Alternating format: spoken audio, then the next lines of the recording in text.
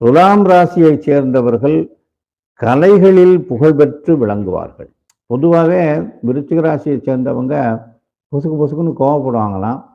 அப்படி கோவப்பட்டாலும் அதை உடனே மறந்துட்டு, சரி போய் தொலையுது போ அப்படின்ட்டு மன்னிக்கிற சுபாவம், போய் தொலை அப்படின்னு விட்டுருவாங்களாம்.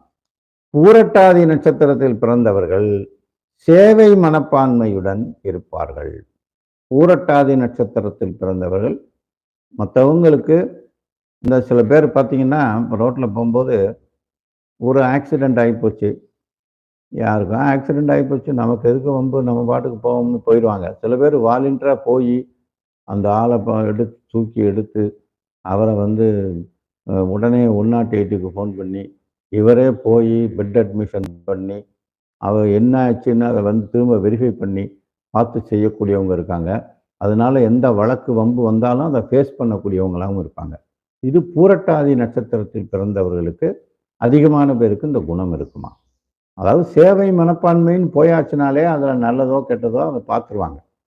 அவங்களுக்கு பாயிண்ட்டு அவருக்கு சேவை பண்ணோம், அதை நான் ஒரு நல்ல சேவையை பண்ணேன், ஒரு ஹெல்ப் பண்ணேன். சேவைன்னா என்ன, ஹெல்ப் பண்ணேன் அப்படின்ற ஒரு பாயிண்ட்டுக்கு தான் வரும். அது மாதிரி உத்திரட்டாதி நட்சத்திரத்தில் பிறந்தவங்க இரத்த தானம் செய்பவர்களாக இருப்பார்கள். அவங்களும் இந்த மாதிரி தான் சேவை மனப்பான்மையோட அடுத்தவங்களுக்கு பிளட் டொனேட் பண்ணுறது, இந்த மாதிரி விஷயமெல்லாம் செய்வாங்க. ஆயில்ய நட்சத்திரத்தில் பிறந்த பெண்கள், இங்க பெண்கள்னே குறிப்பிடுது. ஆயில்ய நட்சத்திரத்துல ஒரு பெண் பிறந்திருந்தா அவங்க கல்வியில கொடிகட்டி பறப்பாங்களாம். அதாவது நல்லா படிப்பாங்க. அப்படின்னா ஏன், ஆயில்ய நட்சத்திரம் யாரோட நட்சத்திரம்? புதனுடைய நட்சத்திரம். அந்த நட்சத்திர அதிபதி புதன். அப்ப அவங்களுக்கு ஜாதகத்துல புதனும் ஒரு நல்ல அமைப்புல இருந்தா, ஒரு வாக்குஸ்தானத்துக்கு சம்பந்தப்பட்டு உச்சம் பெற்று இருந்தால் அவங்க பயங்கரமா இந்த இந்த நட்சத்திரத்துக்கு சொன்ன மாதிரியே அவங்க சூப்பரா ஹிட் ஆயிடுவாங்கன்னு அர்த்தம். அதே மாதிரி உத்திராட நட்சத்திரத்தில் பிறந்தவர்கள் சகல கலைகளிலும் சிறந்து விளங்குவார்கள். எல்லாம் எதை தொட்டாலும் அவங்களுக்கு அது திறமையா அதை கையாளுவாங்க.